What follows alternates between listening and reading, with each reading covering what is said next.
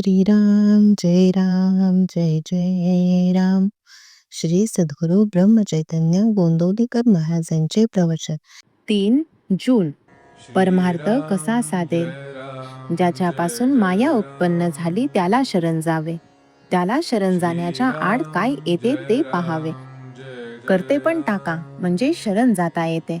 माझेपणाने मिरविता आणि अभिमान कायम ठेवता मग भगवंताला शरण कसे जाता येईल. आपण संतांच्या दर्शनाला जातो आणि बायकोचे दुखणे बरे व्हावे असे म्हणतो. मग ते दर्शन खरे झाले म्हणायचे का. पोरा बाळांकरता बायको करता, संतांकडे नाही जाओ. संतांनी नामस्मरण करायला सांगितले, परंतु मुलगा वाचत नाही असे पाहिले की आपली रामावरची नामस्मरणावरची श्रद्धा उडते.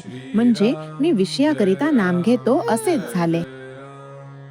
विषय सुटावेत असे वाटते पण ते सुटतच नाहीत. याचे कारण आमची बलवत्तर इच्छाच नसते.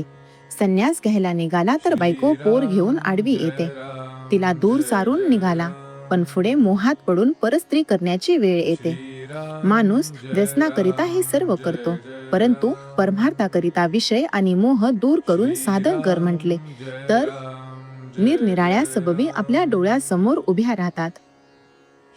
24 वर्षे अभ्यास केला तरी पोटभर खायला मिळत नाही, मग परमार्थ मात्र 2 वर्षात साध्य व्हावा असे कसे म्हणावे. शांती ही परमार्थाची पहिली पायरी आहे. परमार्थ हा समजुतीचा आहे, उगीच कष्ट करण्याचा किंवा पारायणाचा नाही. बद्रीनारायणाची यात्रा करूनही तो साधणार नाही. त्यापेक्षा भगवंताच्या अनुसंधानात राहिल्याने जास्त फायदा होईल. काही खेळ जसे एकट्यानेच खेळायचे असतात, तसा परमार्थ हा आपल्याशीच करायचा खेळ आहे. तो आपल्याशीच करायचा अभ्यास आहे. खेळात काही बाह्य साधन तरी लागते, पण या अभ्यासात त्याचीही जरुरी नसते. परमार्थ हा वृत्ती सुधारण्याचा अभ्यास आहे. आपला परमार्थ जगाला जितका कमी दिसेल तितका आपल्याला फायदेशीर आहे. जगातल्या मोठेपणात मुळीच सार्थक नाही. खरा मोठेपणा नसताना उगीच मोठेपणा वाटणे हा तर फार मोठा घात आहे. अंतर्यामी स्थिर होणे, स्वस्थता येणे, सावधानता ठेवणे, दगदग सोडणे हाच परमार्थ होय. सतत आनंद मिळावा यासाठी प्रयत्न करणे याचेच नाव परमार्थ.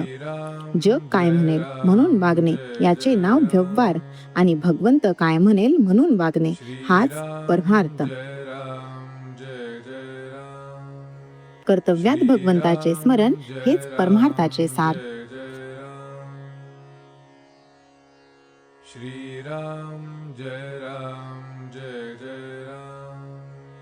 श्रीराम जय राम जय जय राम. श्रीराम जय राम जय जय राम. श्रीराम जय राम जय जय राम. श्रीराम जय राम जय जय राम.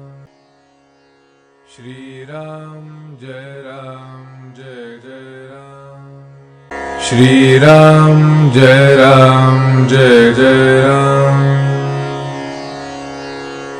श्रीराम जय राम जय जय राम.